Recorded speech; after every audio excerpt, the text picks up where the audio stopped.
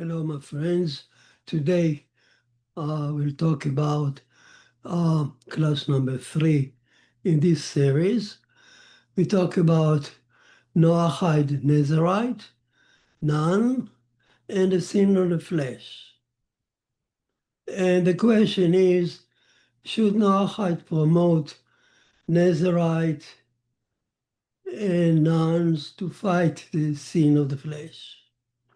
The material can be found printed in Noahide7commandment.com.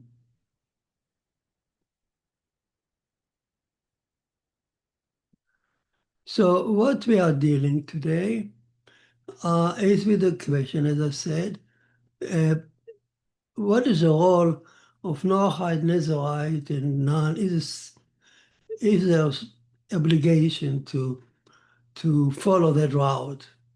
So it's commonly believed in our society that the best way to serve God and to live righteously in this world is to retract ourselves from regular warfare and seclude ourselves in a monastery and live as a Nazarite or nuns.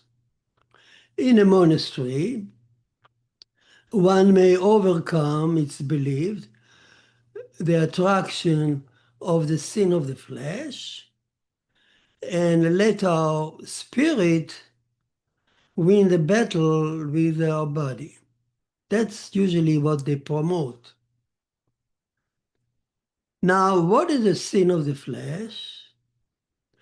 Usually it refers to indulging into the pleasure of the world, like in excessive drinking, excessive sex life, and other pleasure of the flesh.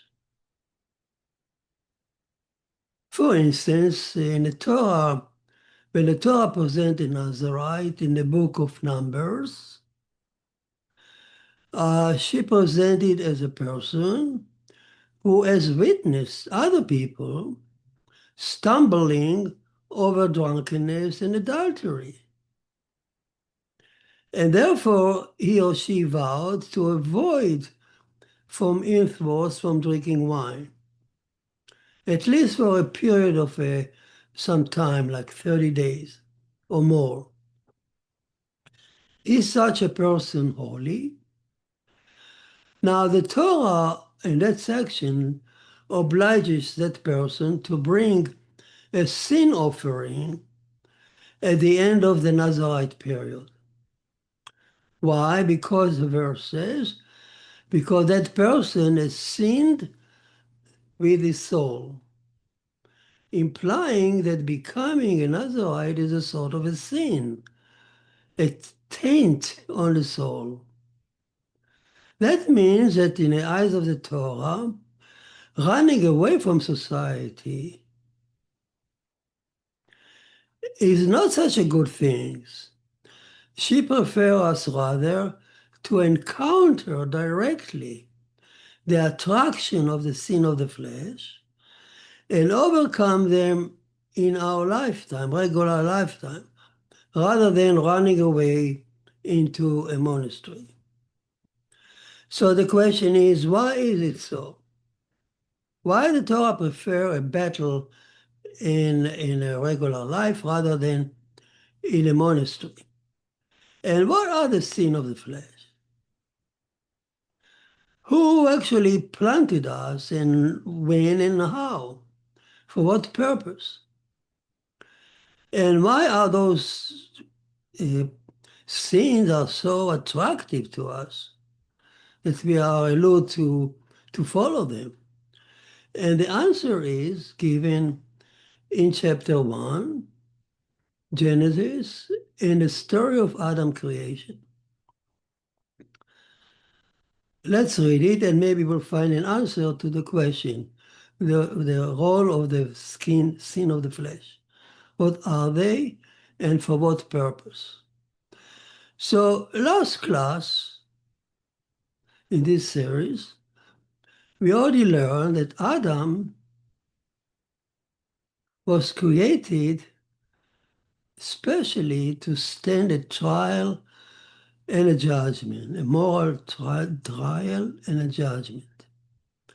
In fact, it's not only Adam, but the entire universe, the entire world was created to withstand a, a trial and a judgment. Why? Because the first verse says, at the beginning, Elohim created the heaven and the earth. And the term Elohim refers, as we said last week, in Hebrew it refers to a mighty judge, even a human judge. Now, if you misplace the term Elohim by neutral name God, you have wiped out the entire message. So let's think about it. What the Torah is saying, what Moses is saying, that this universe is an awesome courtroom or court theater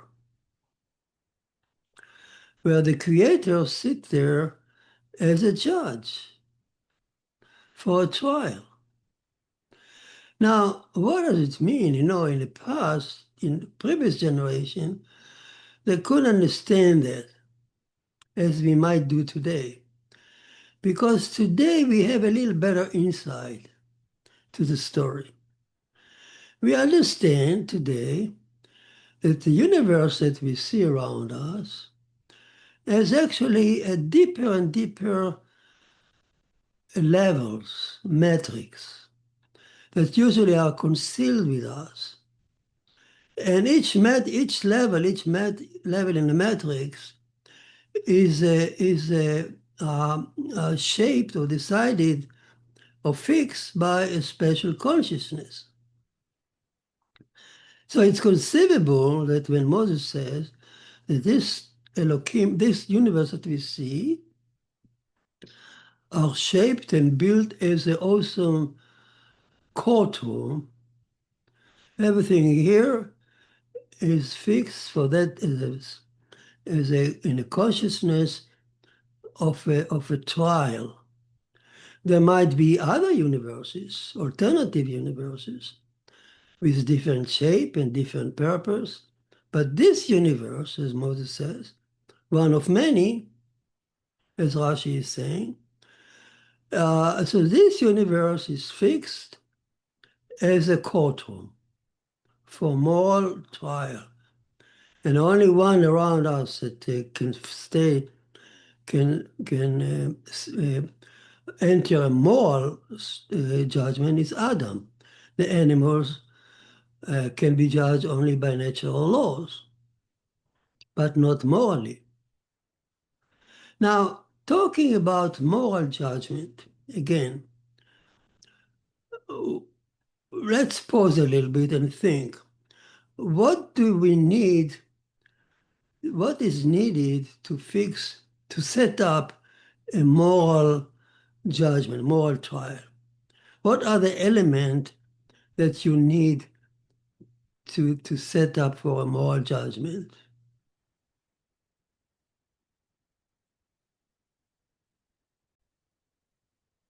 You need the following, in general speaking. You need to set up, of course, a moral standard, which is the base of the judgment. In Adam's case, it will be the moral standard of Elohim, of God. Now, you need to also set up a set of laws that express this moral standard. Laws, the judgment cannot be done, the trial cannot be done without laws. And then number 3, we need to define what sin is, a transgression of the law.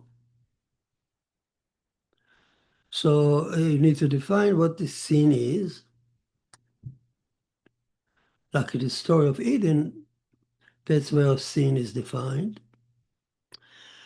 And you need to set up a set of reward and retribution. Otherwise, the trial is meaningless.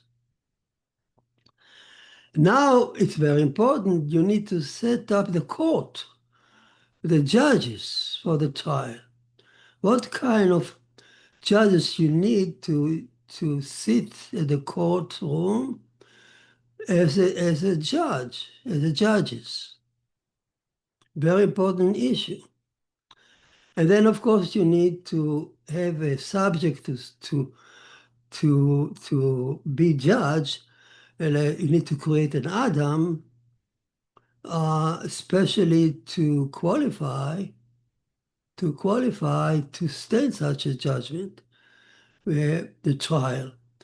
So the Adam should be born or made in such a way that the trial will be meaningful to him.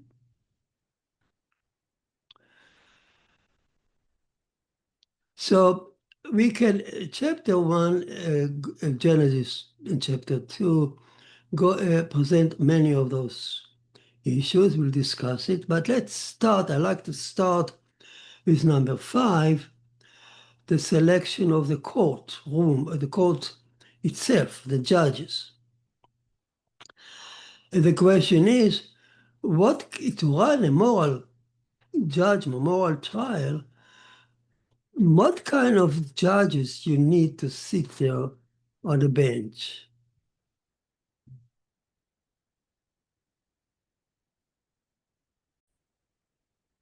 So generally speaking, when you enter a courtroom for truthful moral judgment, you would expect the judge to do the following. First of all, the judge should look at the fact without any bias. He should be a truthful judge who just call the witnesses, find the evidence, see if you sin or didn't sin. Did you violate the law or did not? What have you done? Just the fact. No other input. No influence, no bias. Just the fact. Only after finding the fact and being satisfied with the truth, the judge will issue what he thinks the verdict should be according to the law, without any other input. Only then, at the second stage, he can now retract back and sit back and say, okay, now we can see if we can apply some mercy and compassion to your case in case you qualify. And this will ameliorate maybe your verdict. So it's done in 2 stages. First, the truthful judge, and then applying mercy. That's exactly how the heavenly court is presented in Genesis chapter 1. At first, the Torah presents ELOHIM as the attribute of judgment, with 6, nothing else, but the absolute truth with absolute justice, just the fact. The signature of Elohim is truth.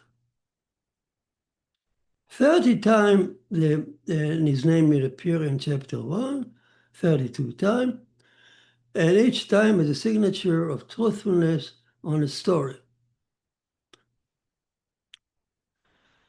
So the world is created under such Elohim, under such an attribute of a God. As a truthful judge who create nature in the capacity as Elohim who seek the truth. Now, because at the beginning, it says Elohim created the heaven and the earth. It was only at the beginning. But at the end of the chapter, there is another attribute of God, the attribute of mercy and forgiveness. She appeared in the text, now applying verdict at the second stage, applying mercy and compassion, forgiveness to what Elohim already decided. Here is how it looked like the construction. This is how chapter 1 is constructed. First of all, you see Elohim created the 6 days. Then on day 6, Adam, and then mercy. So Adam is standing, first of all, in the judgment of Elohim as a harsh, truthful judge who to look only at the fact and then apply mercy at the end. And that's in Rosh Hashanah holiday, the anniversary of creation. That's exactly how we celebrate the day. It starts with harsh judgment of Elohim and then end up with mercy.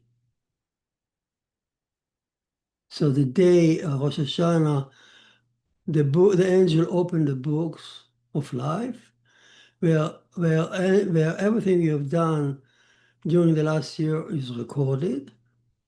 The angel read itself loudly, and Elohim, sitting as a judge, decide your verdict.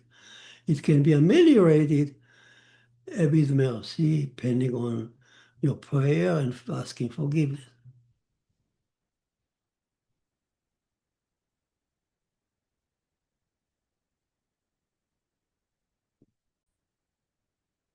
Now, talking about the Adam judgment, the courtroom, which is run by Elohim, it's important to discuss what are the ways of Elohim. Moses thought that it is very important for us to understand it, so he mentioned his name 32 times in chapter 1. So nature is full of the fingerprint of Elohim. So let's first of all understand that Elohim is not a God.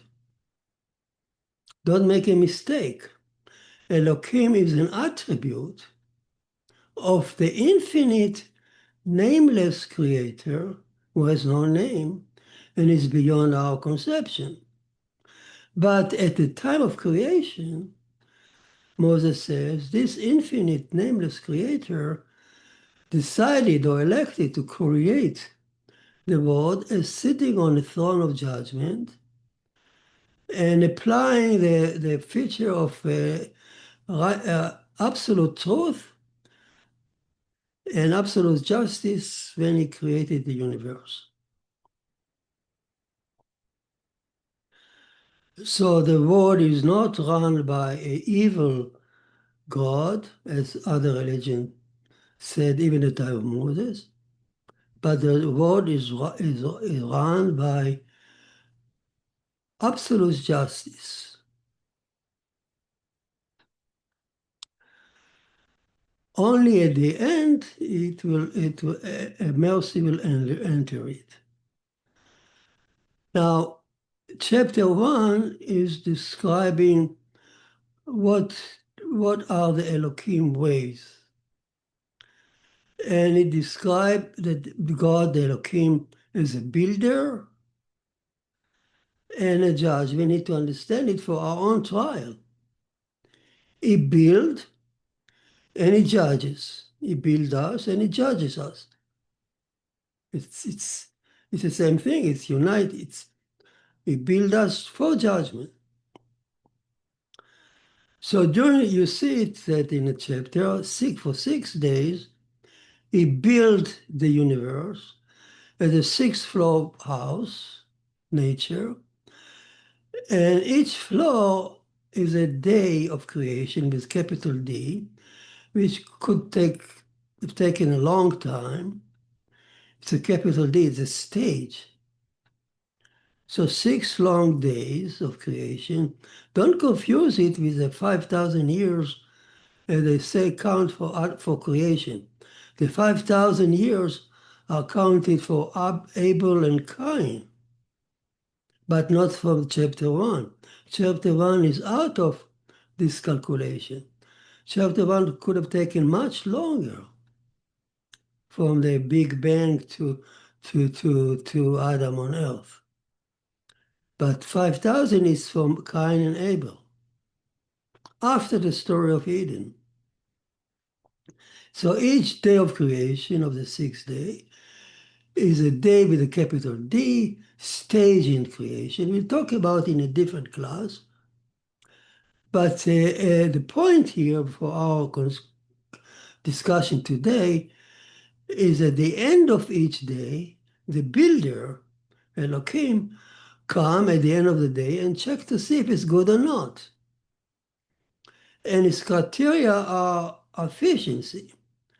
He has a goal as a builder. He needs to finish 6th floor.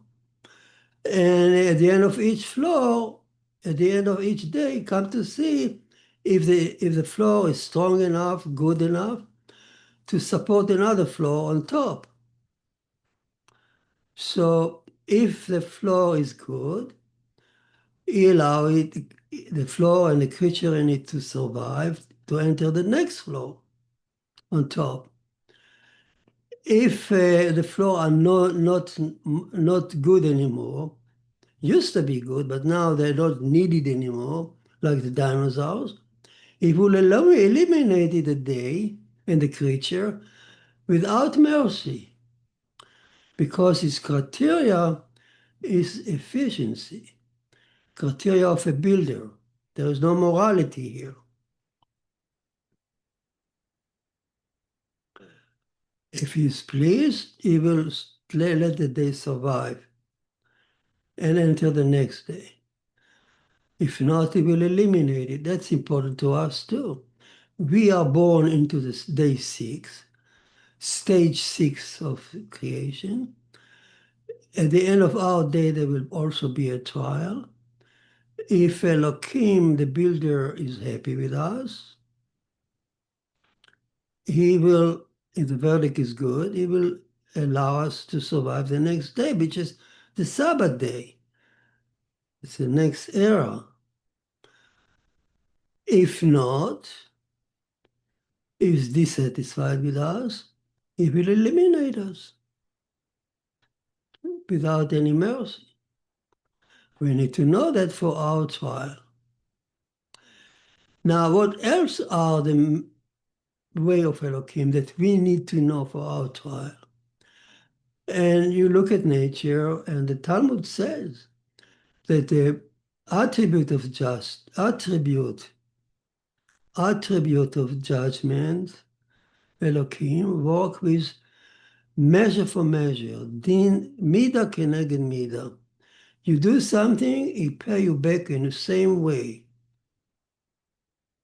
Measure for measure, precisely. Animals eat and are eaten. They cause pain and they suffer pain. In absolute justice, there is no mercy here. There are a lot of pain. But in terms of justice, it's a full cycle, truthful cycle. And the fact that there are pains does not affect Elohim. It may affect mercy and compassion, which is another attribute, not Elohim, which only criteria is efficiency and truthfulness. When we go out from the cemetery, we bless Elohim, the rightful judge, whose judgment is truth. So a lot of pain. The one person who we love is now in the ground, and we are aching, but we bless the truthful judge, Elohim. It's not an evil, God is a truthful God. We eat and being eaten. And so much, what else we can say about Elohim? Many things, but for our discussion today, Elohim is also kind. He's merciless, but he's kind and he provides livelihood and protection to all the creatures that he creates. He gives talent to all the creatures to survive so they thrive and live on earth. All those gifts are gifts from Elohim, the provider who take care of the creatures.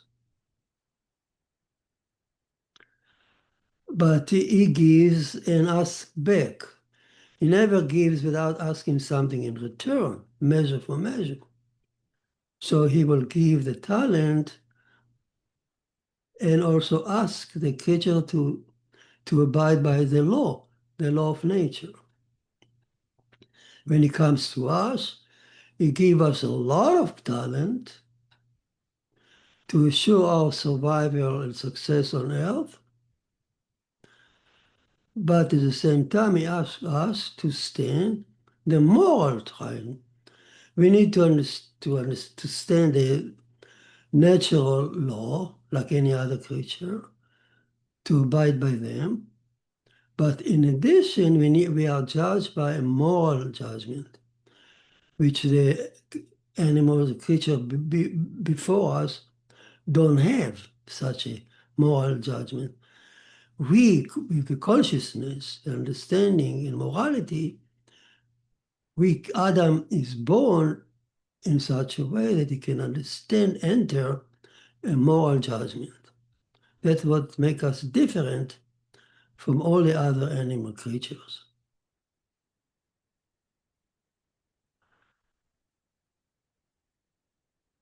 So here come the wisdom of the Torah that I want to point out here. Wonderful thing. But only the wisdom of the Torah show that. You see, Elohim is using measure for measure. He uses the same gift that he gave Adam for our livelihood as a provider. All the gifts that make us special, he uses the same gift as a platform for our trial. So he says, Adam, I gave you those wonderful gifts. Now, respond to me by using the same gift to win your trial, to stand your trial and win it.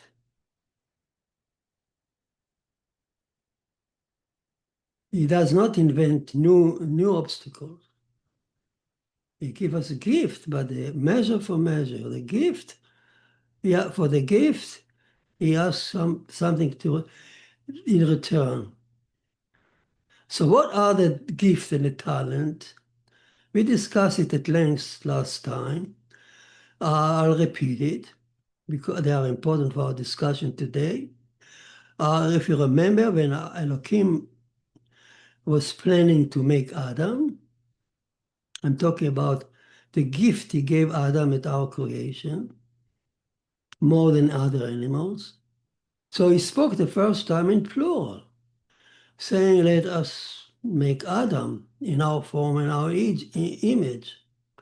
He was speaking to all the entities in chapter 1.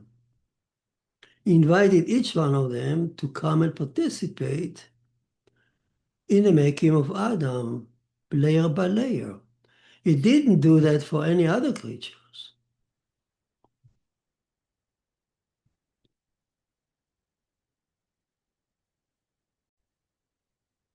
Who were the counselor with whom he consulted making Adam? Who contributed to Adam and gave us so many talents at the time of our creation? Remember, he was talking to the 6 days, invited them. So we are the apex the summary of the 6 days, nature. He also consulted his spirit, mentioned in chapter 1.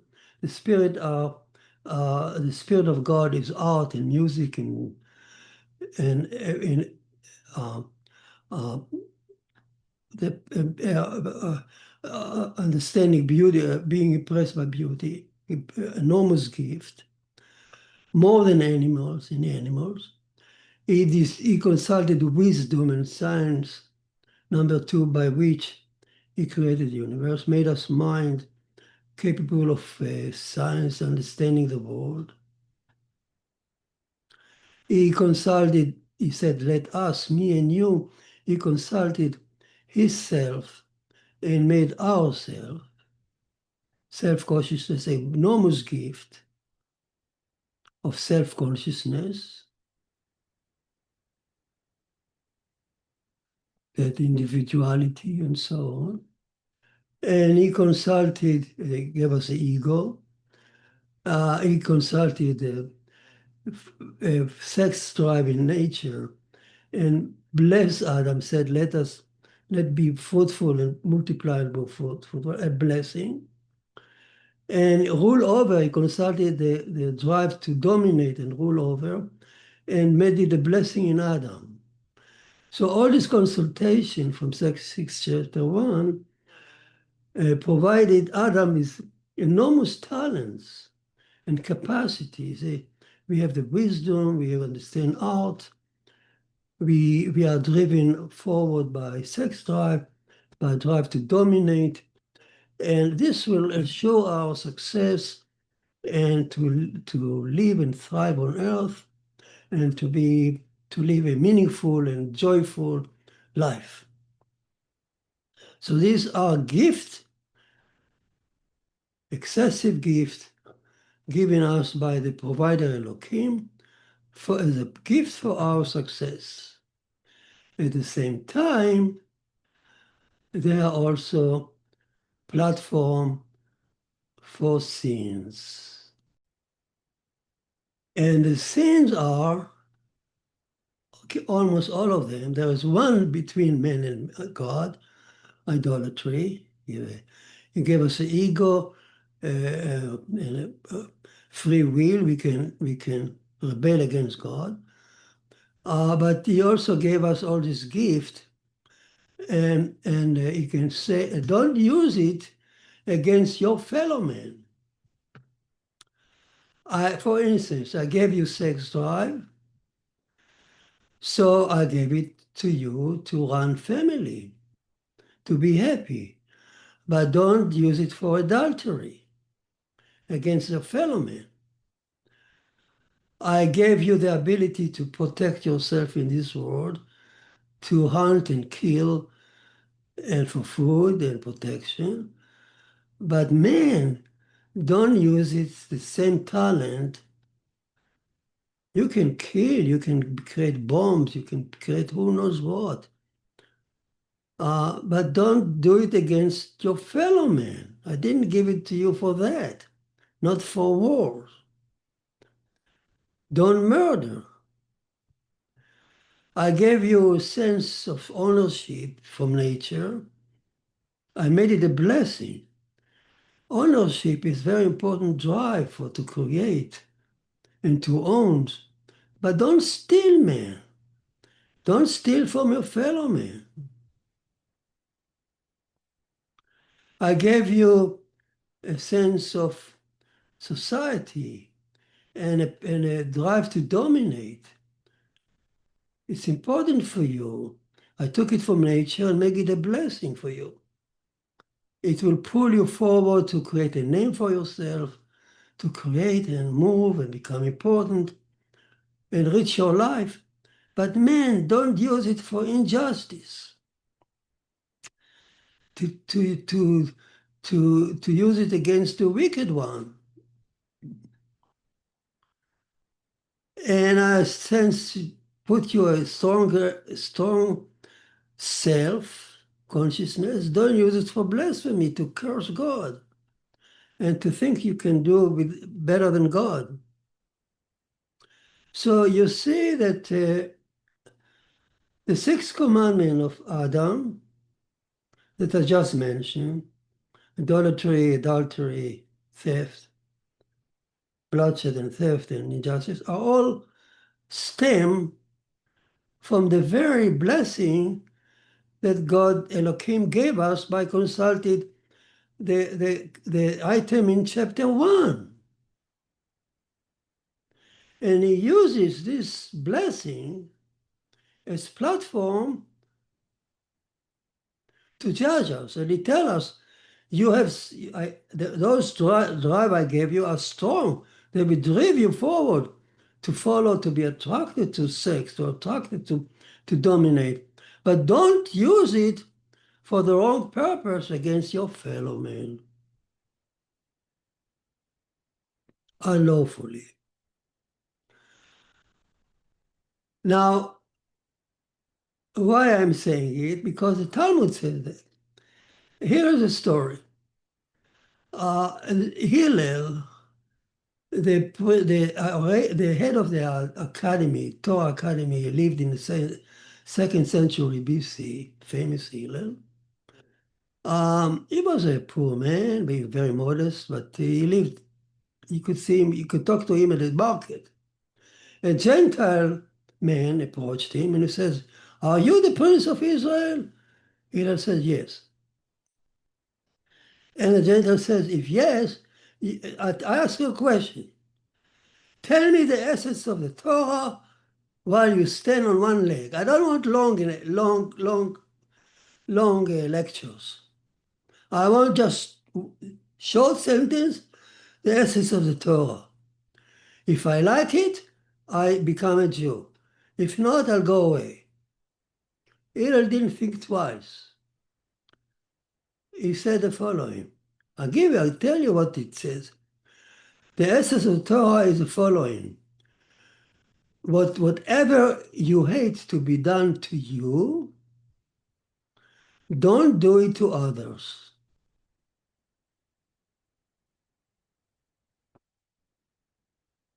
He didn't say it a positive way. You should love your fellow man as yourself. He used it a negative way. Whatever you hate to be done to you, don't do it to others. Because he was following Elohim law. Elohim law is negative one. Do not commit idolatry.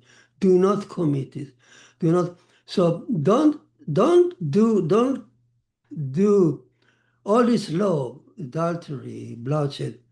The essence of them, the philosophy, the moral standard, as we said, the base of all our trial is don't do to whatever you hate to be done to you, don't do it to others. So this is a moral standard of the Torah. And so the Gentile says, that's all? So Hillel says, now go to yeshiva and learn more. And that's what he did. He became a Jew. So the essence, now we understand what is the moral standard, number one in our list. And the laws are given, and form, and a trial, and the judges. We already discussed all this element of the moral trial. And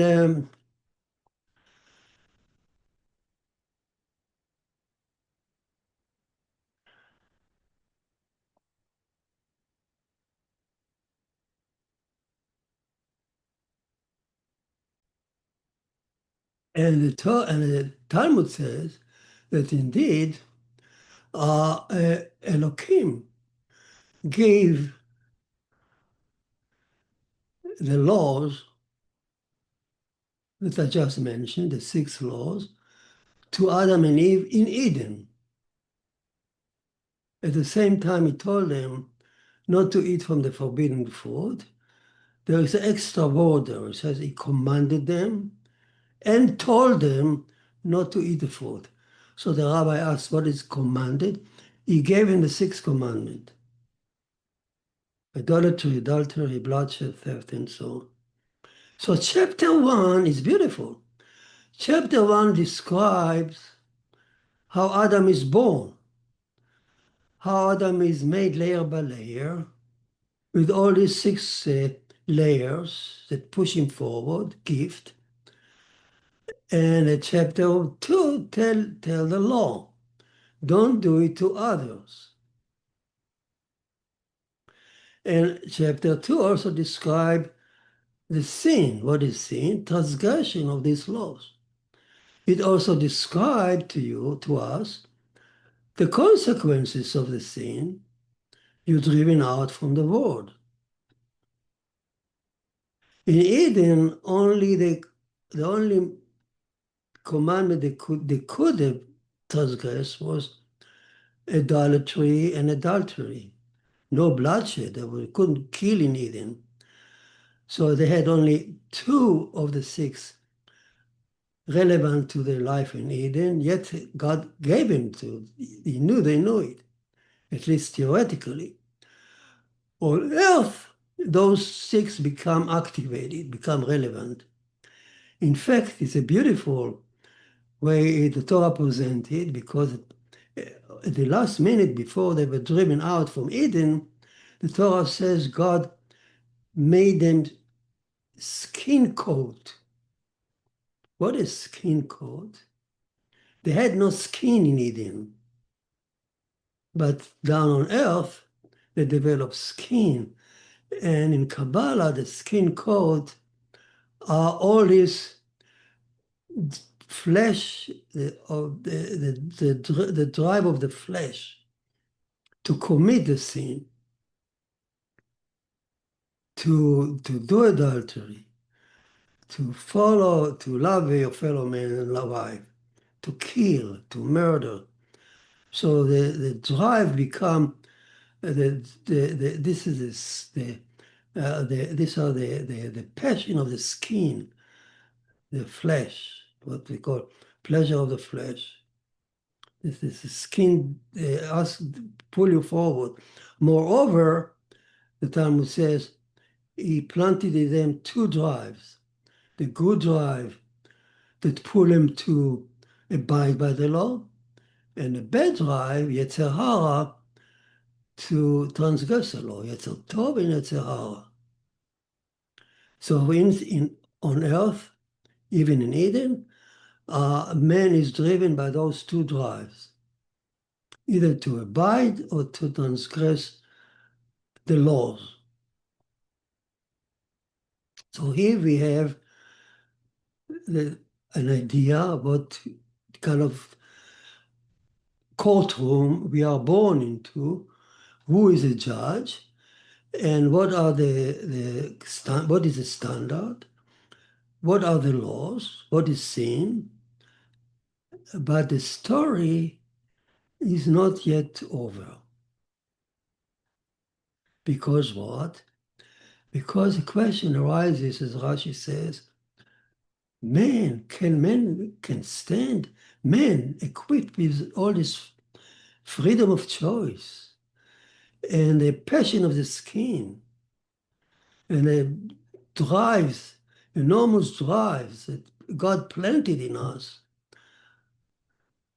as a blessing. But those drives can push us to sin against our fellow man. Can we expect man to win the trial ever? Especially when we stand before the truthful judge that just look at the fact without any passion and compassion. He made us with a free choice. Surely sooner or later man will stumble, just expected. And we lose our trial. And if we lose our trial, it's very bad. He will eliminate us the way he eliminated the dinosaurs. So here come the story, the rest of the story of chapter 1, that Rashi explained right in the verse 1 of the chapter 1. Rashi said that now Elohim made the 7 consultation. We mentioned 6 consultations, so to speak, with wisdom, the days, ego and sex drive. So now he turned to the future, he turned to the end of the chapter, and he consulted the name of another attribute, the attribute of mercy. Her name appears in the chapter as an acronym, YHVH. That's the attribute of mercy, who rules over the Sabbath in other universe. So there in the Sabbath, the infinite creator sits on another throne. It's the same creator, but you sit on a different throne. So the YHVH presents the attribute of mercy and compassion, which we don't have in this universe, because it sits on a different thrones. So Elohim now said to her, so to speak, let us make Adam in our form and our image. So the same sentence is used also to invite her. And she comes. So her advent in a room will allow Adam to repent and ask forgiveness and start all over again and have a chance to win. I want to finish the class with one. We'll talk about the merciful one the next class. But there is one more point. What is the purpose of all that? Why do we need, what is our reward? Why do we need to stand this trial? Elohim, he said, is truthful and it's provided. And he's fair. He would not put us in a trial like that without telling us what he expects, why we do it. Turn out that the same word, let us make Adam, the same miraculous sentence, tell us not only how we are made, not are the source of the law, but also telling us what Elohim is expecting from us. How? Hold your seat. Think about it. He said, let us make Adam in our form, in our image. And everybody asked, Elohim, a God is nameless, has no form and knows beyond conception. Even Elohim has no face and no image. What is talking about? Let us make Adam in our form and our image. So who would give us the answer? Rashi again. Rashi on the same verse says the following.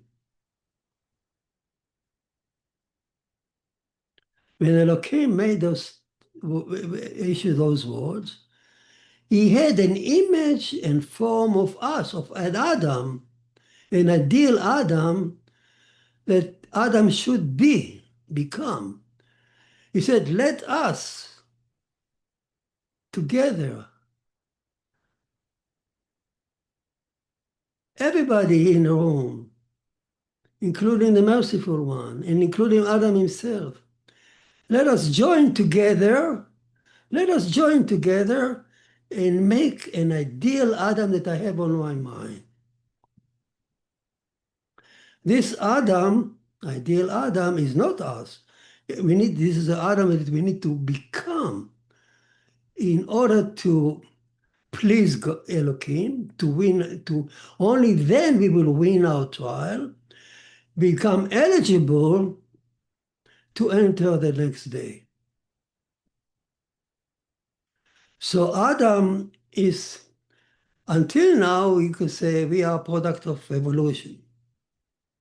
Henceforth, we will become a product not only of evolution, natural forces are still operating, but with the help of the Torah. with the help of God, ELOHIM guidance.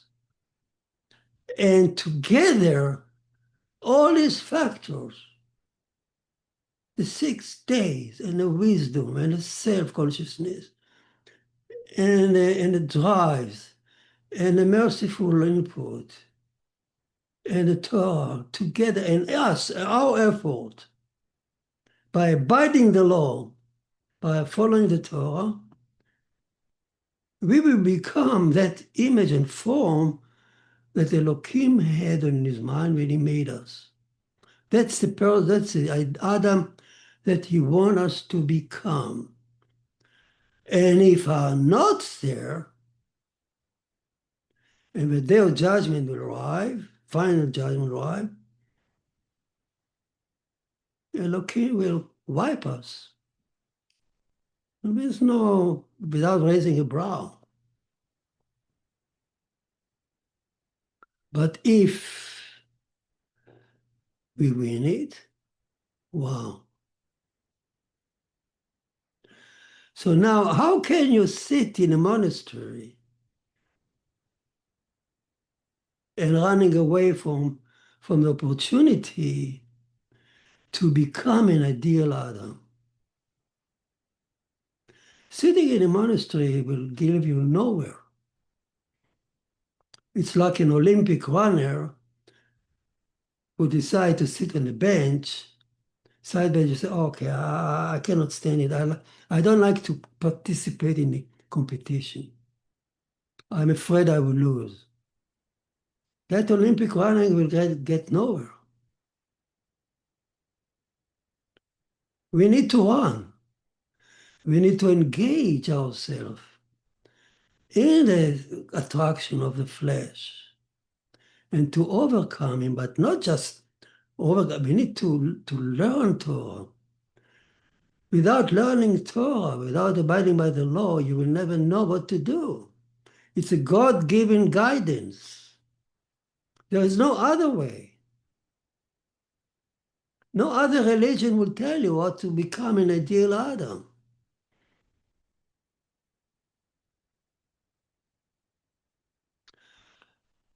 So that's the beginning of our trial. I talk today.